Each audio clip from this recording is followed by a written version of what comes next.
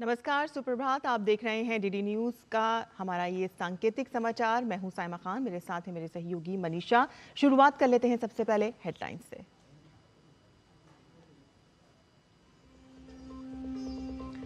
परीक्षा पे चर्चा के लिए रिकॉर्ड तोड़ रजिस्ट्रेशन। अभी तक 4 करोड़ से अधिक छात्रों ने प्रधानमंत्री नरेंद्र मोदी से बातचीत के लिए दिखाई दिलचस्पी।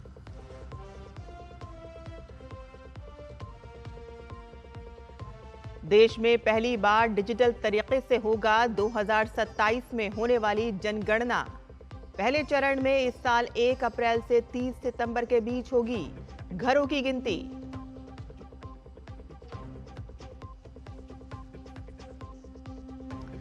पश्चिम बंगाल में बीजेपी की चुनावी सरगर्मी तेज। संगठन से जुड़े मसलों पर बातचीत के लिए आज से 2 दिन के दौरे पर बीजेपी अध्यक्ष जेपी नड्डा।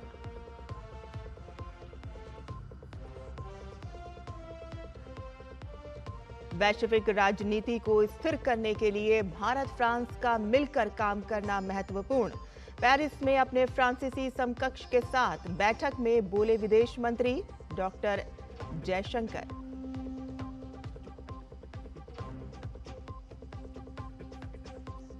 छियासठ अंतर्राष्ट्रीय संगठन से अलग होगा अमेरिका।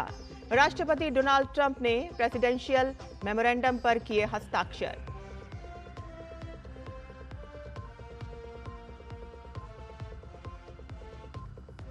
भारत की अंडर 19 टीम का अफ्रीका में बजा डंका। तीसरे वनडे में मेजबान टीम को 233 रन से हराकर सीरीज पर clean sweep. Vaibhav Suryavanshi player of the series.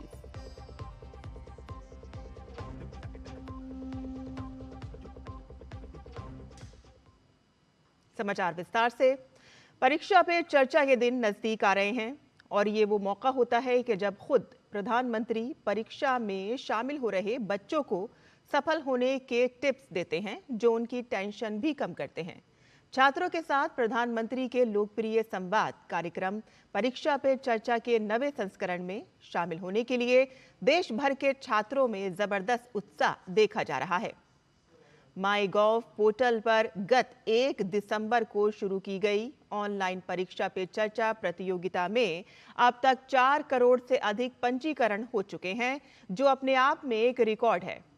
कार्यक्रम के पिछले संस्करण में 3 करोड़ 56 लाख से अधिक पंजीकरण हुए थे और इस बार पंजीकरण कराने वालों में 3 करोड़ 75 लाख छात्रों के अलावा करीब 23 लाख शिक्षक और 5 लाख से अधिक अभिभावक शामिल हैं।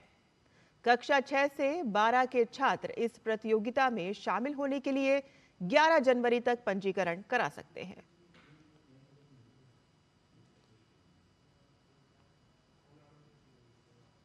पीएम मोदी ने इस वर्ष भी परीक्षा पे चर्चा में छात्रों से बातचीत के लिए तैयार हैं।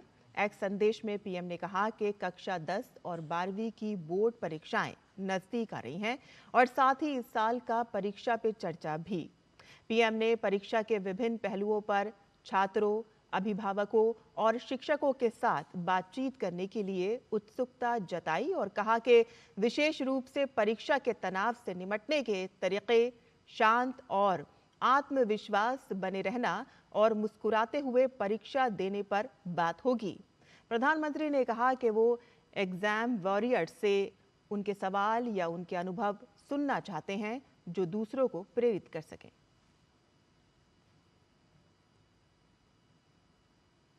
2027 में देश में जनगणना होगी और केंद्र सरकार की ओर से इसके पहले चरण के लिए अधिसूचना जारी कर दी गई है और इस साल 1 अप्रैल से 30 सितंबर के बीच राज्यों और केंद्र शासित प्रदेशों में 30 दिनों की अवधि में घरों की गिनती का काम किया जाएगा। केंद्रीय मंत्रिमंडल ने पिछले महीने 11,718 करोड़ से ज्यादा की लागत से भारत की जनगणना 2027 कराने की योजना को मंजूरी दी थी और इसके अलावा राजनीतिक मामलों की कैबिनेट समिति ने पिछले साल 30 अप्रैल को एक बैठक में इस जनगणना में जाति गणना को शामिल करने का फैसला किया था। गृह मंत्रालय से जारी अधिसूचना में कहा गया है कि प्रत्येक राज्य और केंद्र शासित प्रदेश के तय कार्यक्रमों के अनुसार घरों की गिनती शुरू होने से 15 दिन पहले स्वयं की गिनती की सुविधा उपलब्ध होगी और देश में पहली बार डिजिटल तरीके से जनगणना की जाएगी। और इसके तहत ये आंकड़े एंड्रॉयड मोबाइल के साथ साथ iOS वर्जन से एकत्रित किए जाएंगे। जनगणना का आंकड़ा जमा करने के लिए 30 लाख कर्मचारी तैनात किए जाएंगे। इन कर्मचारियों में enumerators, supervisor, master trainer, charge officer और प्रधान या जिला जनगणना अधिकारी होंगे। ये लोग आंकड़े एकत्रित करने के साथ ही निरीक्षण और जनगणना के संचालन की निगरानी करेंगे। जनगणना 2 चरणों में होगी।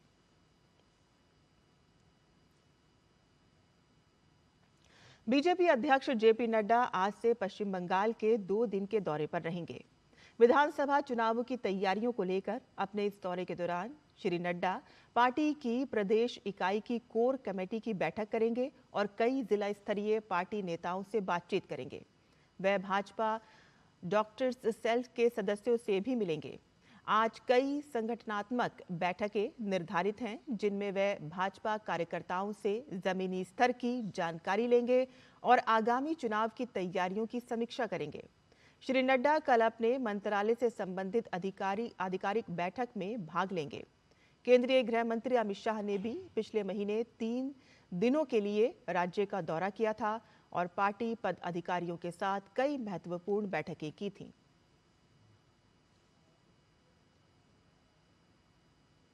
पश्चिम बंगाल में मुख्य निर्वाचन अधिकारी कार्यालय ने मतदाता सूची सत्यापन प्रक्रिया को पारदर्शी बनाने के लिए एक अहम निर्णय लिया है। आयोग ने स्पष्ट निर्देश जारी किए हैं कि अब एसआईआर सुनवाई के दौरान डोमिसाइल सर्टिफिकेट को स्थायी निवास के प्रमाण के रूप में स्वीकार नहीं किया जाएगा। निर्वाचन आयोग के अनुसार ये दस्तावेज केवल विशिष्ट प्रशासनिक कार्यों के लिए होता है और इसे मतदाता पहचान का आधार नहीं माना जा सकता। जिन मतदाताओं ने पूर्व में डोमिसाइल सर्टिफिकेट जमा किए थे, उन्हें अब दोबारा सुनवाई के लिए बुलाया जा सकता है। आयोग का कहना है कि राज्य के नियमों के तहत ये प्रमाण पत्र केवल सेना और अर्धसैनिक बलों जैसी विशिष्ट श्रेणियों के लिए मान्य है। वर्तमान में बिना कड़े नियमों के जारी हो रहे प्रमाण पत्रों को देखते हुए आयोग ने ये प्रतिबंध लगाया है और इस कदम का मुख्य उद्देश्य मतदाता सूची की शुद्धता सुनिश्चित करना और प्रक्रिया में गड़बड़ी को रोकना है।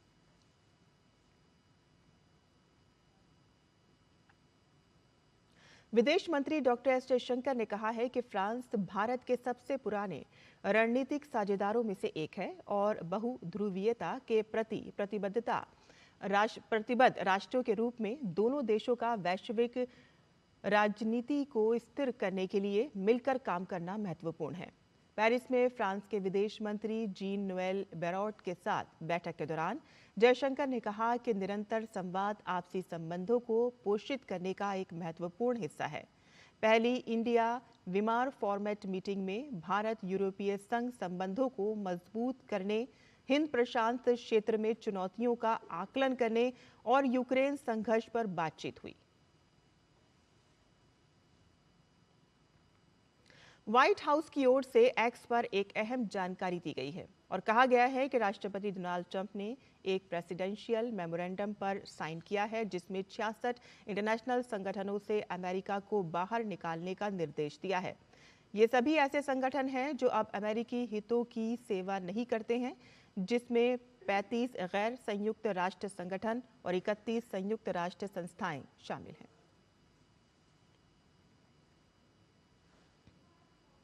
भारत ने दक्षिण अफ्रीका को तीसरे और आखिरी वनडे में 233 रनों से हरा दिया और इस जीत के साथ ही भारत ने यूथ ओडीआई सीरीज को क्लीन स्वीप पर लिया है। तीसरे वनडे में भारतीय टीम ने वैभव सूर्यवंशी और आरोन जॉर्ज की शतकीय पारी की बदौलत 50 ओवर में 7 विकेट खोकर 393 रन बनाए और इसके जवाब में दक्षिण अफ्रीका की टीम शुरुआती झटकों से उबर नहीं सकी और 35 ओवर में 160 रन पर ऑल आउट हो गई। भारत की ओर से किशन सिंह ने 3 और एनान ने 2 विकेट लिए और इस सीरीज में अपने बल्ले से दमदार प्रदर्शन करने वाले वैभव सूर्यवंशी ने पूरी सीरीज में 206 रन बनाए और उन्हें प्लेयर ऑफ द सीरीज चुना गया।